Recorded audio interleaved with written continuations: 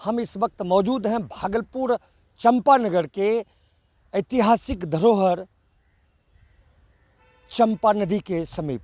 आप ये सीधी तस्वीर देख सकते हैं कि यह वही ऐतिहासिक चंपा नदी है जहां कभी अंगराज कर्ण स्नान करने के बाद सूर्य को जल चढ़ाने के साथ ही साथ 1.25 मन सोना दान क्या करते थे गरीबों के बीच। और इस चंपा नदी से आसपास के इलाके के किसान काफ़ी खुश रहते थे, यानी खुशी का माहौल था। इसलिए खुशी का माहौल था क्योंकि यहाँ के जो जल था, यहाँ का जो पानी था, उससे किसानों के द्वारा अपने अपने खेतों में सिंचाई किया जाता था और फसल लहलहाते थे। लेकिन स्थिति अब यह हो गई है कि यह चंपा नदी नाले में तब्दील हो गई है और आसपास के जो सिल्क व्यवसायी हैं उनके घरों से जो केमिकल निकलता है, जो कचरा निकलता है, जो सिल्क वस्त्र तैयार करने में जो केमिकल के साथ साथ कलर जो होता है वो जो निकलता है वो सारा इस नदी में आता है और नदी की स्थिति बद से बदतर हो गई है और ये चंपा नदी अब नाले में तब्दील हो गई है। हमारे साथ कुछ युवा हैं, उनसे जानते हैं क्या स्थिति हो गई है। स्थिति बहुत ही ख़राब हो गई है हमारी नदी की। दिन प्रतिदिन कल कारखाने जो है और बढ़ रहे हैं।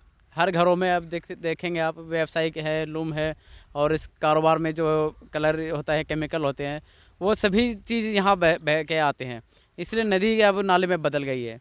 तो इस कारण जो है बहुत सारी बीमारियाँ भी घर ले रही है। तो देखा जा रहा है कि और ये नदी अब रहा नहीं। नदी जब भी देखते हैं कि गंदा ही बहता रहता है।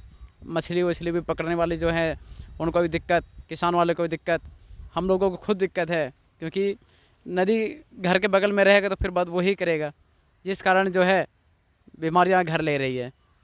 ऐतिहासिक धरोहर था, युवा हैं जी, ये अंग क्षेत्र का धरोहर हुआ करता था, अब क्या स्थिति हो गई है?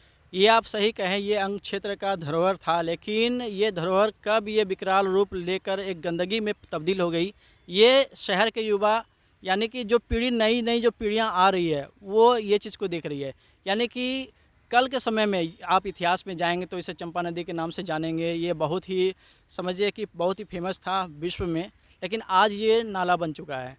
तो ये गंदगी के कारण कुछ सरकार की कुछ गलतियां, कुछ पॉलिटिक्स नीतियां के कारण जो है यहाँ ये चीज़ हुआ है और इसके जिम्मेदार हम लोग समझिए कि हम लोग खुद भी हैं, क्योंकि हम लोग गंदगी इस नदी में बहाते हैं।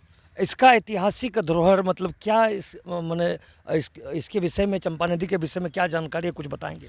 यहाँ जो है बिहुला बिसरी चांदो सौदागर का यहाँ रिलेशन इस नदी से हुआ करता था।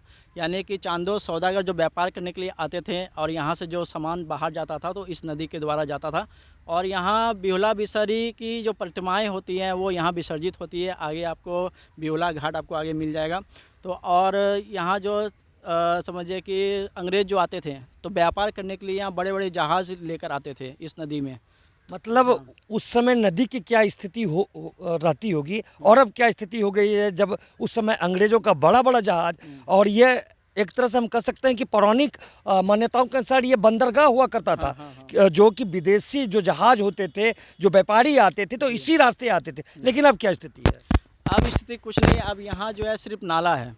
पहले जो आप बंदरगाह बोल रहे हैं ये बंदरगाह था और यहाँ ये जैसे आप भागलपुर में नदी जो देख रहे हैं बिल्कुल वैसा ही यहाँ का कंडीशन था।